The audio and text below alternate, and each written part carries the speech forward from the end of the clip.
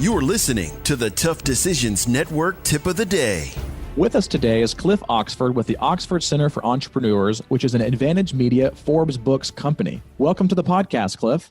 Thanks for having me. Today we are in tactic 2 of 16. So be sure to subscribe to our podcast if you miss any of these tactics, and also be sure to go back to listen to other tactics on our Tough Decisions Network daily tips. So today, Cliff, we want to talk about how to represent the market reality that you are asking for.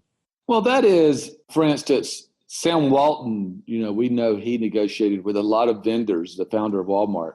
And, Sam would always drive up, even when he was worth billions and billions and billions.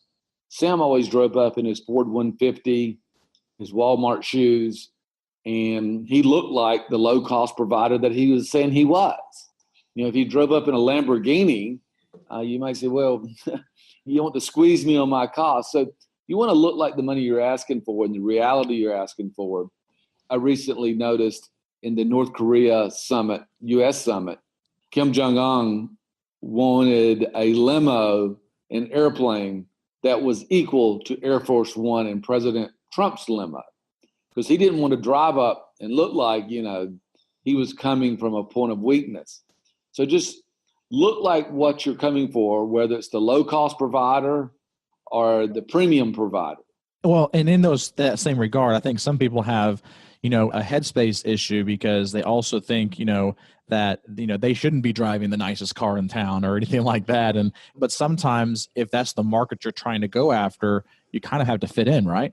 Well, here's a valuable lesson for your listeners. If you're in entrepreneurship, this is one of the most valuable things I learned in the last 25 years is when I first started out in the software business, I was selling to the Fortune 500, and we noticed we were coming in second place a lot. And, I was just started the company, and I was from UPS, and I think I had a black Jeep at the time. And this was a nice Jeep, but it was a Jeep, black Jeep Cherokee. And long story short, recognizing when we were coming in second, my gut instincts, I went down to the BMW dealership in 1995 and bought a brand new 740 BMW. The next week, we closed Pepsi in a multi-million-dollar deal, and we never looked back. What was happening is, in Fortune 500, image is everything. And they want to be with winners and the CIOs. And, they see this guy driving a black Jeep. I don't want to be a black Jeep guy. I don't want to be a Jeep guy, period.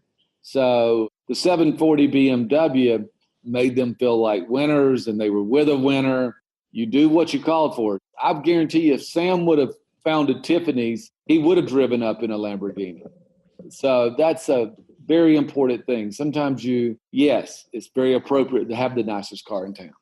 Thank you for listening to today's daily tip. Please subscribe to the Oxford Center's morning email report to stay current with high-level entrepreneur news by visiting oxfordcenter.com. Make sure to subscribe to our channel on iTunes to listen in for more daily tips. Every day, we will be releasing a short 3 to 5 minute tip to help you make better decisions. Help us spread the word about the Tough Decisions podcast with your friends, and also take time right now to subscribe and leave a review on iTunes, Facebook, or your favorite platform. You've been listening to the Tough Decisions Show.